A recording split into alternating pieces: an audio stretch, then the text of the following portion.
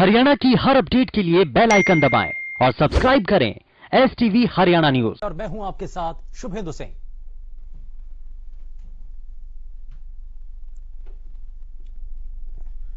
किसान एक ऐसा वर्ग जो किसी भी समाज के लिए सबसे ज्यादा जरूरी होता है, लेकिन समाज में सबसे जरूरी वर्ग होने के बावजूद ये किसान मजबूर हैं, लाचार हैं, बेबस हैं। किसानों की इस मजबूरी, बेबसी और लाचारी को अगर देखें तो खुद शासन और प्रशासन के लोग भी ये सब कुछ जानते हुए भी शांत बैठे हुए हैं।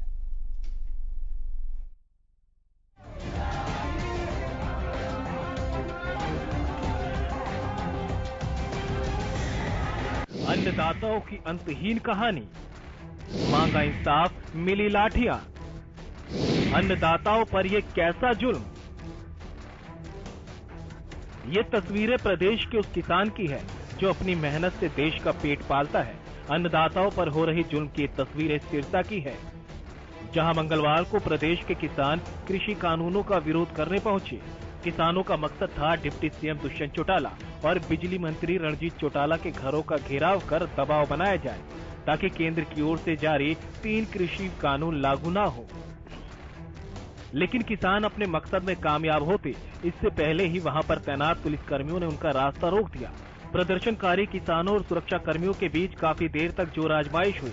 हालांकि अभी किसान अपने गंतव्य यानी डिप्टी सीएम और बिजली मंत्री रणजीत चौटाला के घर तक नहीं पहुंचे थे, लेकिन पुलिस ने किसानों को डिप्टी सीएम और बिजली मंत्री के घर से लगभग 3 किलोमीटर दूर दशहरा ग्राउंड में ही रोकने की कोशिश की। जब किसान आगे बढ़ते हुए भूमन शाह चौक पर पहुंचे तो पुलिस ने अपनी बैरिकेडिंग को और भी मजबूत कर दिया। अपने मन की व्यथा को डिप्टी सीएम और बिजली मंत्री तक पहुंचाने के मकसद से आए किसान भी अपनी जिद पर अड़े रहे और पुलिस बैरिकेडिंग को हटाने की कोशिश की। किसानों को उग्र होता देख पुलिस कर्मियों ने आंसू गैस के गोले छोड़े और वाटर कैनन का इस्तेमाल करते हुए लाठीचार्ज किया। एक कृषि प्रधान देश के लिए शायद इससे बड़ी दुखद कोई तस्वीर नहीं हो सकती, जहां अपनी मेहनत से देश का पेट पालने वाले लाचार किसानों पर लाठियां भांजी गई।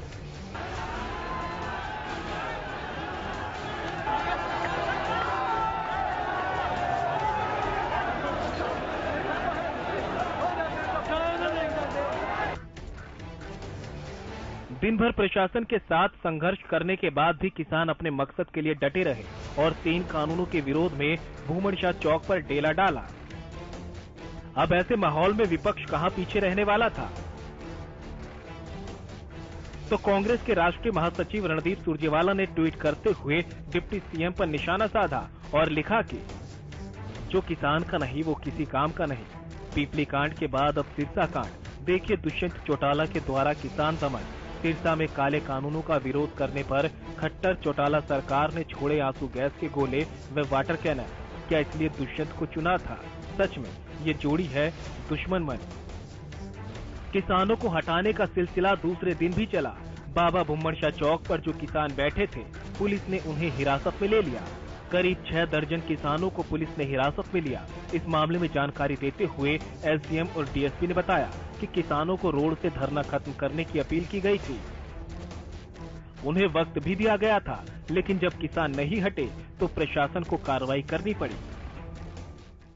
कहा गया है कि भी जिन्होंने गिरफ्तारी देनी है वो अपने आराम से गिरफ्तारी दें और जिन्होंने यहाँ से जाना है वो जाए, क्योंकि कल भी इन्होंने रोड जाम यहाँ किया हुआ था।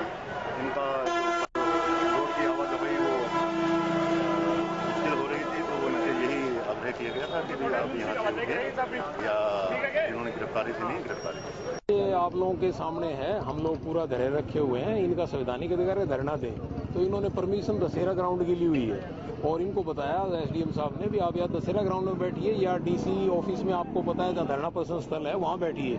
लेकिन ये बीच रोड जाम किए हुए हैं जो कि गैरकानूनी है और नेशनल हाईवे है। इसके अलावा ये रोड पंजाब को जाता है और ये जो दुकानदार भाई हैं ये भी शिकायतें कर रहे थे आके हमारे पास मौखिक तौर पे। तो इनको एसडीएम साहब ने टाइम दिया था, पर इन्होंने खुद ही कहा भी हम गिरफ्तारी देंगे। लेकिन जो किसान के साथ हुआ उसके बाद किसान नेता मनदीप सिंह और स्वराज इंडिया पार्टी के अध्यक्ष योगेंद्र यादव ने प्रशासन पर आरोप लगाते हुए इसे ज्यादती बताया। प्रशासन गुंडागर्दी कर रहा है और कह रहा है स्टेट हाईवे बंद कर रखा है। आप दिखाओ स्टेट हाईवे इन्होंने बैरिकेड लगा के बंद किया, हमने नहीं किया। हम चौक में बैठने के लिए नहीं आए थे, हम तो दुष्यंत चौटाला से बात करने के लिए आए थे। और कल की इन्होंने गुंडागर्दी भी कराई है, सरकार ने कराई है जो गुंडे छोड़कर, और आंदोलन को फेल करना चाहते थे। और हमारे जो किसान संगठन है वो कभी भी उपद्रव नहीं करते, अनुशासन में लड़ते हैं। यदि आज कोई भी धक्केशाही हुई, हरियाणा के सारे स्टेट हाईवे बंद करेंगे, क्योंकि हमारी ये मजबूरी है, हमारी रोजी रोटी का सवाल है। और हम तमाम किसानों से निवेदन करेंगे। मुझे तो लगता है ये पीपली कांड 2 की तैयारी है। आज सुबह शांतिपूर्वक धरना दे रहे किसानों को जिस तरह से जबरदस्ती उठाया गया, सारे किसान नेताओं को जिस तरह से उठाया गया, धरने को तोड़ा, वो हरियाणा सरकार के दमनकारी चरित्र को दिखाता है। ये भी दिखाता है कि कितनी बौखला गई है ये सरकार। साधारण से सवालों का जवाब देने की बजाय पुलिस को आगे कर रही है। कृषि कानूनों के विरोध में धरना कर रहे किसानों को जब पुलिस ने गिरफ्तार किया तो मामले ने तूल पकड़ा, जिसके बाद पुलिस अधीक्षक भूपेंद्र सिंह खुद मौके पर पहुंचे और उन्होंने मौके पर मौजूद पुलिस बल को शांति व्यवस्था बनाए रखने और चौकस रहने के दिशा निर्देश दिए। नियम बरता है, किसानों का सहयोग किया है, किसानों को धरने की इजाजत दी थी, सारा पीसफुल चल रहा था। कुछ शरारती तत्वों ने आके माहौल बिगाड़ा, उस अंदर में हमने एफआईआर भी दर्ज कर ली है।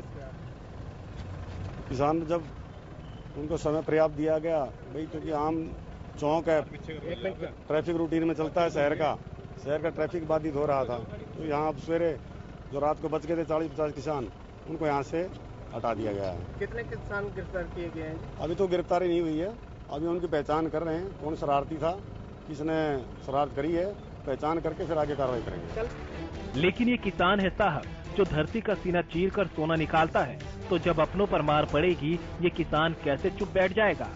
ये किसान न वाटर कैनन से डरा, न गिरफ्तारी से डरा, ये किसान फिर सिरसा में इकट्ठा हुआ। प्रशासन ने कहा किसान ने सड़क जाम की, इसलिए इन पर एक्शन हुआ, तो किसान दशहरा ग्राउंड में इकट्ठा हुए ताकि कहीं से तो सरकार तक अपनी बात पहुंचा सके। किसानां दा साडा दा किसी ना कोई सरकार ना विरोध नहीं, ਅਸੀਂ ਆਪਣੇ ਹੱਕਾਂ ਪਿੱਛੇ ਬੈਠੇ ਆ। ਜਿਹੜੀ ਸਾਡੀ ਮਾਂ ਹੀ ਖੋਈ ਗਈ, ਸਾਡੇ ਕੋਲ ਰੋਟੀ ਰੋਜੀ ਗਈ, ਸਾਡੇ ਭਵਿੱਖ ਨੂੰ ਤੇ ਇਹਨਾਂ ਨੇ ਖਤਰਾ ਮਾਰਤਾ। ਸਾਡਾ ਪਿਛਲਾ ਸਭ ਕੁਝ ਹੈ, ਸਾਨੂੰ ਪੁੱਛੇ ਨਹੀਂ। ਰਾਜ ਸਭਾ ਦੇ ਵਿੱਚ ਇਹਨਾਂ ਨੇ ਆਦੇਸ਼ ਕਰੇ ਨੇ, ਠੀਕ ਹੈ, ਤਿੰਨ ਉਹ ਕਰਤੇ ਉਹ ਖਰਾਬ ਆ, ਸਾਡੇ ਵਾਸਤੇ ਸਾਨੂੰ ਅਨੁਕੂਲ ਨੇ। ਅਸੀਂ ਆਪਣੀ ਮੰਗ ਹੀ ਮੰਗਦੇ ਆ, ਥਾਂ ਤੇ ਮੈਂ ਕਿਸੇ ਨੂੰ ਦੁੱਖ ਨਹੀਂ ਦਿੰਦੇ, ਕਿਸੇ ਨੂੰ ਕੁਝ ਕਰਦੇ ਨਹੀਂ। ਹਿੰਦੁਸਤਾਨ ਆਜ਼ਾਦ ਹੋਣ ਦੇ ਨਾਤੇ ਜਦੋਂ ਇੱਕ ਹਿੰਦੁਸਤਾਨ ਆਜ਼ਾਦ ਹੈ, ਉਹਨੂੰ ਹਰੇਕ ਚੀਜ਼ ਦਾ ਮੰਗਣ ਦਾ ਹੱਕ ਹੈ। ਅਸੀਂ ਤਾਂ ਆਪਣਾ ਮੁਜ਼ਾਹਰਾ ਕਰਦੇ ਹਾਂ, ਅਸੀਂ ਆਪਣੇ ਹੱਕ ਮੰਗਦੇ ਹਾਂ। यानी केंद्र सरकार की ओर से जारी 3 कृषि कानूनों को लेकर किसानों का प्रदर्शन और विपक्ष की राजनीति पूरी तरह से जोरों पर है और किसान लगातार इन कानूनों पर रोक लगाने की मांग कर रहा है। हरियाणा न्यूज के लिए सिरसा से अमित तिवारी की रिपोर्ट।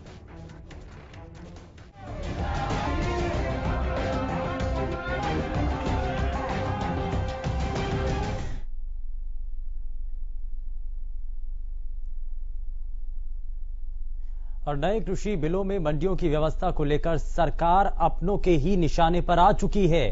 आज बीजेपी विधायक असीम गोयल ने मंडियों के बाद जिस तरीके से वहां पर चीजों को लेकर के सवाल उठाए, बद इंतजामी और लापरवाह अधिकारियों को लेकर विधानसभा के बाहर धरना दिया, तो वहीं कांग्रेस ने भी असीम गोयल के इस मुद्दे पर बीजेपी को घेरा।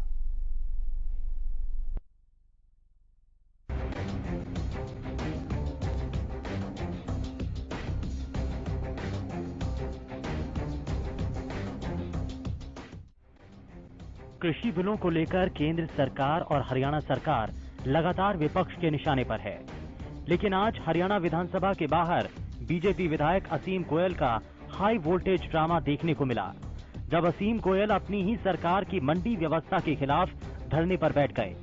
हालांकि बाद में उन्होंने अपना धरना खत्म कर दिया। उन्होंने साफ तौर पर कहा कि उनको शिकायत सरकार से नहीं बल्कि अधिकारियों से है। उधर असीम गोयल के आरोपों पर जवाब देते हुए खाद्य एवं आपूर्ति विभाग के अतिरिक्त मुख्य सचिव टीके दास ने बताया कि फसल की खरीद ठीक से चल रही है। साथ ही उन्होंने कहा कि हर किसी को अपनी बात रखने का अधिकार है, लेकिन विधायक का धरना एक पॉलिटिकल एक्टिविटी है। जनप्रिय जो हमारी नीतियां 6 साल से चल रही हैं, उन नीतियों को धत्ता बताकर एक अधिकारी अपनी ईगो को बड़ा करके आज पूरे प्रदेश के अंदर किसानों को, व्यापारियों को, मजदूरों को तंग करने का काम कर रहा है अपनी ईगो को आगे लेके। और मैं आज ये कहने आया हूं कि अगर उस अधिकारी ने अपना रवैया नहीं बदला, राहत नहीं पहुंचाई, सोमवार को यहाँ बड़ा धरना लगेगा। उसमें किसान साथी भी आएंगे, व्यापारी साथी, मजदूर साथी भी आएंगे।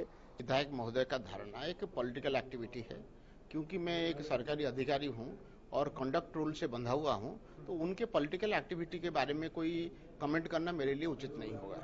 6 महीने से जो किसान अपने हाड़ को गड़ा के तपा के अपनी मेहनत करता है, अपने सोने को 6 महीने बाद लेके आता है, व्यापारी को आस होती है, मजदूर को आस होती है, प्रत्येक वर्ग के अंदर खुशहाली आती है। लेकिन एक अधिकारी की जितने धान तो यहाँ पहले भी बिकती रही, कितने सालों से बिकती रही, लेकिन आज मंडियों के अंदर जो अव्यवस्था का आलम केवल इस अधिकारी की एक ईगो की वजह से हुआ है। मैं बार बार कह रहा हूं, 1 तारीख से खरीद हो रही है, लेकिन आज किसान भाई कुछ नहीं है, पोर्टल पे जाता है, उसको लाइन में 12-12 घंटे लगना पड़ रहा है। और व्यापारियों का बिल पकड़ने वाला कोई मामला नहीं है। मैं इस बारे में कोई मंतव्य नहीं करना चाहता हूं। ये उनके स्वच्छंदता है, उनके अधिकार है कि वो अपने राजनीतिक कार्यकलाप करें। मेरा जो उत्तरदायित्व है वो मेरे मंत्री, मुख्यमंत्री जी की तरफ है। सरकार में जो जिनके सामने मैं उत्तरदायी हूं, वो मेरे काम देख रहे हैं और देख रहे हैं, आगे भी देखेंगे। उधर सीएम मनोहर लाल ने असीम गोयल के धरने को लेकर कहा कि वो विधायक की परेशानी सुनेंगे और उसको हल करने की कोशिश भी करेंगे। बात करूंगा मैं उनसे, क्या इशू थे, क्यों दिया, क्या किया। मेरी अभी उनसे सीधी बात नहीं हुई है। नहीं, देखिए, अधिकारी तो जो हम कहेंगे अधिकारी वही करेंगे, अधिकारी अपने मन से थोड़ी करते हैं। अब जो टीदिंग प्रॉब्लम्स आती हैं, कई बार अधिकारी के बस में नहीं होती हैं, टेक्निकल चीजें हैं, पोर्टल का विषय है, कई बार कुछ नई व्यवस्थाएं और बनानी पड़ती हैं। अब पिछली बार की व्यवस्था हमने बनाई थी कि अधिकारी को सारी पेमेंट दी जाएगी और फिर अधिकारी कंसेंट लेगा किसान से, बाकी पेमेंट किसान को अधिकारी वो जो अपना आड़ती जो है वो वाया एक कॉमन अकाउंट था, पुलिंग अकाउंट के थ्रू भेजेगा। इस बार हमने व्यवस्था दूसरी की है कि जो किसान अपने अकाउंट में चाहता है सीधा सरकार उसके अकाउंट में भेजेगी, वो आड़ती के थ्रू नहीं जाएगी। जो किसान के आड़ती के थ्रू जाता है वो आड़ती किसान से काट करके उसको सीधा पैसा आरटीजीएस के द्वारा दे, एक व्यवस्था नहीं बनाई है। अब हो सकता है कोई ऐसा विषय जो आड़तियों के संदर्भ का उनको पसंद ना आया हो और वो उसके जिम्मेदार पीके दास को मान रहे हो, ये मानना ठीक नहीं है। वहीं कांग्रेस नेताओं ने बीजेपी विधायकों के अपनों पर ही निशाने साधने के मसले पर तंज किया और कहा कि सरकार की मंडी व्यवस्था में वाकई कमियां हैं। सरकार का मंडी का मैनेजमेंट पे काफी सवाल उठते हैं और किसान जो है इसके बारे में काफी अपनी आवाज उठा रहे हैं इस बात के लिए। और साथ में जहां तक असीम गोयल जी की बात है, असीम गोयल जी ने ये अच्छा स्टेप लिया हुआ है। सरकार में होते हुए भी सरकार की कमियों को उजागर करना चाहिए, ये बात नहीं। It's amount to constructive criticism of the government और गवर्नमेंट को जो सुधार मांगते हैं करना चाहिए। और साथ में हमारी भी मांग रही है हमेशा ही कि मंडियों का मैनेजमेंट ये कुछ ठीक नहीं है। और उसके साथ में ये भी कहूंगा कि जो 3 विधेयक पार्लियामेंट ने पास किए हैं उसका किसान के ऊपर बहुत बड़ा असर है और सारे हिंदुस्तान में, हरियाणा पंजाब में किसान इस बात के लिए संघर्ष कर रहा है। मेरे को ये समझ नहीं आता कि ये सरकार एमएसपी के ऊपर लीगल नोटिफिकेशन करने में इसको क्या एतराज है।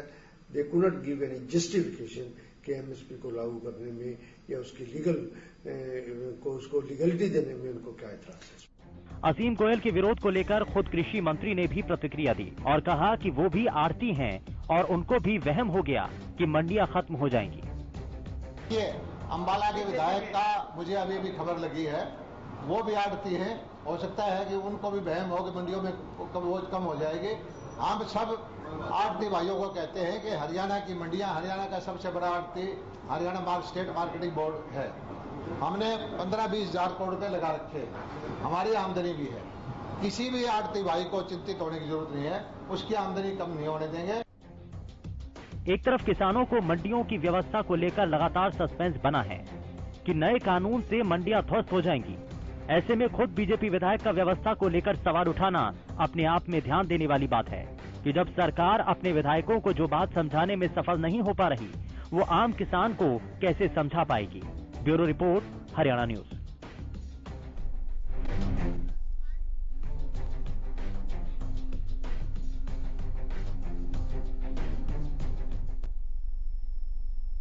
सामने आई जिसे आप देखेंगे तो यकीनन आपके रोंगटे खड़े हो जाएंगे।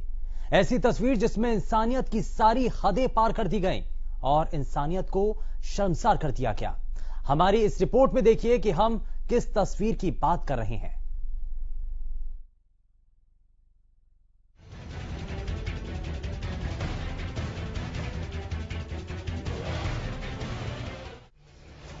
फरीदाबाद से आई जरा इन तस्वीरों को देख लीजिए। शरीर के हर अंग की तस्वीर है, क्या हाथ, क्या पैर, क्या पीठ, हर जगह सूजन के ऐसे निशान जो अपने आप में गवाही दे रहे हैं कि इसके साथ कितनी बर्बरता की गई है। और ये बर्बरता की गई है महज 5 साल के मासूम के साथ, और इस बर्बरता को अंजाम देने वाला और कोई नहीं बल्कि इसका सौतेला पिता है। इस मासूम का चेहरा हम आपको नहीं दिखा सकते, लेकिन हल्का धुंधला करके गले का वो निशान जरूर दिखाएंगे जिसे सिगरेट से जलाया गया है। आपका मन विचलित ना हो जाए, इसके लिए चोट के निशान भी कुछ धुंधले कर दिए गए हैं, लेकिन धुंधलेपन से भी झांकते चोट के ये निशान बताने के लिए काफी हैं कि सौतेले बच्चे को आज भी किस नजर से देखा जाता है। इन सबको देखकर एक सवाल तो जरूर उठता है कि क्या हुआ अगर ये मासूम सौतेला है? आखिर है तो बेटा ही, जो ये भी नहीं जानता कि जिसे वो पिता कहता है वो उसका सगा पिता है या सौतेला। मामला बल्लभगढ़ के आदर्श नगर थाने का है। इस मासूम की मां ने दूसरी शादी की थी। तस्वीरों में दिख रहा ये शख्स वही है जिससे इस मासूम की मां ने दूसरी शादी की। मासूम के सौतेले पिता ने भी इसकी मां से दूसरी शादी की है। कहा जाए तो दोनों की ही ये दूसरी शादी है। इस मासूम की मां इसे लेकर सौतेले पिता के साथ रहती थी। इसे रोज प्रताड़ित किया जाता था। मासूम को अस्पताल में भर्ती कराया गया तो जानकारी पुलिस तक भी जा पहुंची। ऐसे तो साहब एक जोड़ा पकड़ा है पति पत्नी का, क्या है सारा मामला? ये कल हमें सूचना मिली थी कि एक 5 साल का बच्चा को वहाँ पे हॉस्पिटल बीके हॉस्पिटल में दाखिल है, जिस पर हमने वहाँ पे पहुँचे। एक चाइल्ड हेल्पलाइन है जो फरीदाबाद के रविंदर जी, उनको लेके हम पहुँचे तो उनके सामने उनके नाना नानी ने बयान दिया कि उसकी एक लड़की है काजल है, जिसकी 1 महीना पहले सोनू के साथ शादी हुई थी। सोनू की भी पहले भी तलाक दे चुकी थी, इसका पति काजल का पति भी तलाक दे चुका था। सोनू को एक लड़की थी, इसका एक लड़का था 5 साल का। तो ये तय हुआ था कि ये दोनों बच्चों को पालेंगे, तब ये तय करके शादी की गई थी 1 महीना पहले। लेकिन उस लड़के ने जो बतलाया कि सोनू का पापा है जो, ये उस लड़के को जगह जगह माचिस के उसे तिल्ली से दागते थे, उसके गुप्तांग पे भी निशान बनाते थे। एक बार पुलिस ने मामले में तत्परता दिखाते हुए आरोपी पिता को गिरफ्तार किया और अपने साथ थाने ले गई। जब आरोपी से इस बारे में पूछा गया तो उसने भी कबूला कि बच्चे की पिटाई के मामले में उसे गिरफ्तार किया गया। सर ऐसा हुआ था क्योंकि हमारे मर्द वीर के चक्कर में एक लड़का है जो हमारा बीच का सौतेला है, जो उसी के कारण पकड़ा है। क्या आरोप था? सर आरोप ये था जी उसकी गैर मारपीट के तौर पे और जलाने के तौर पर वो वैसे बता रहे हैं, इसी तौर पे पकड़ा गया है। जब पिता से आगे पूछा गया तो उसने बताया कि उसने मासूम को सिगरेट से नहीं जलाया। अगर उसने नहीं जलाया तो फिर किसने जलाया? तो जरा सुन लीजिए कि मासूम को सिगरेट से जलाने वाला कौन है।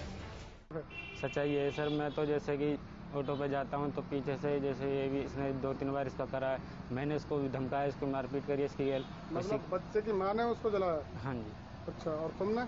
मैंने बाबूजी उसको कुछ नहीं, 2-3 थप्पड़ जरूर मारे उसने। खाना मांगने को लेकर आपने बेल्टों से पिटाई की? नहीं बाबूजी। बच्चे ने खुद बयान दिया? नहीं बाबूजी, मैं क्यों मारूंगा? एक बात बताइए, खुद दंग रह गए ना सुनकर। आरोपी पिता ने कहा कि मासूम को उसने नहीं बल्कि उसकी मां ने सिगरेट से जलाया। उस मां ने जो इस मासूम की सगी मां है। पुलिस ने मां को भी इस मामले में गिरफ्तार किया, लेकिन मां ने इन आरोपों को सिरे से नकार दिया और कहने लगी कि बच्चा सीढ़ियों से खेलते हुए गिर गया, वो भी 1 बार नहीं 2 बार। पुलिस वाले ने पकड़ा था। क्यों पकड़ा है भाई? वो लड़का मेरा जीने से गिर गया था 2 बार। अच्छा, 2 बार जीने से गिर गया था? हाँ। क्या आपने गिरा था? नहीं, वो हमारी लड़की है, इनकी लड़की, हमारे घर वाले की, तो इनकी लड़की साथ खेल रहा था, तो ऊपर से 2 बार गिर गया था। लेकिन इन निशानों को देखकर तो कोई भी बता देगा कि निशान सीढ़ियों से गिरने के तो नहीं है। और फिर गले पर लगा सिगरेट से जलाने का दाग, जो मां के बयान को साफ झुटला रहा है। मासूम की मां जलाने के आरोपों से भी मुकर गई। 1 बार नहीं बल्कि 2-3 बार? नहीं बाबूजी, मेरे को तो मेरे बच्चा मैंने पाला भी है, मैंने चलाया तो नहीं, मैं उसको डलाया है बस। अच्छा, जलाया था? नहीं डराया है मैंने। पति भी कह रहा है आपका? नहीं जलाया नहीं है बाबूजी। पति भी कह रहा है आपका? 2-3 बार उसने आपको धमकाया भी था? हाँ धमकाया था है, बस जलाने को लेकर के। मैं उसको डर पाया खाली, बस मैंने। अब पुलिस ने पकड़ा, पछतावा है कि अपने बच्चों को इस तरीके से आपने किया है? ये सिलसिला हो सकता है लगातार जारी रहता, लेकिन एक दिन मासूम के नाना नानी घर आ गए और इस मासूम ने पूरी आपबीती अपने नाना नानी को बताई, जो इसे अस्पताल लेकर पहुंचे और पुलिस को पूरे मामले की सूचना दी।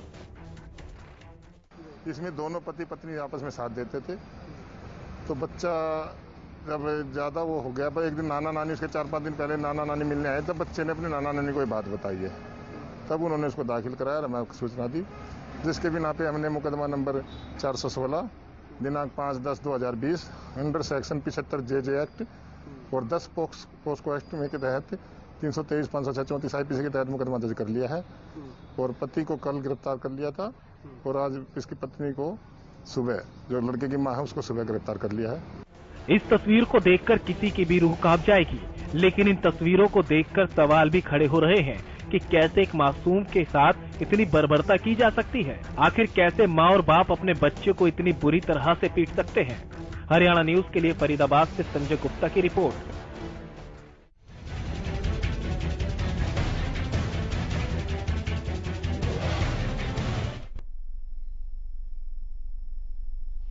फिलहाल के लिए बस उतना ही। नमस्कार।